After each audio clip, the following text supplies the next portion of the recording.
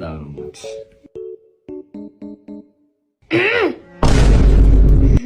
አስተነገጥኳችሁ አለውክ ማትረባ ወይዬ ለምጣሽ ጡንም እህት ያላችሁ ሴቶች አይረክቱልኝ።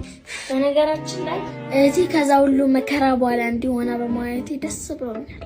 ማለት በታመም ሰዓት ሁላችንም ተጨንቀን ታማ ነበር እንዴ? መታመም ቢሉ መታመም መሰለ ጨብጥና ቂጥኝ በል ጨብጡማ ጨብጦ አስቀምጦት ነበር።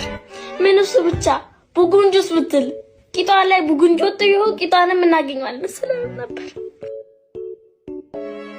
ከሁሉም በላይ ደግሞ ኤችአይቪ ነበር ያስጨነቀኝ። ይሁላ በሽታ ግን የተቋቋመችው አንተን በማግኘቷ ነው። እግዚአብሔር ይስጥ።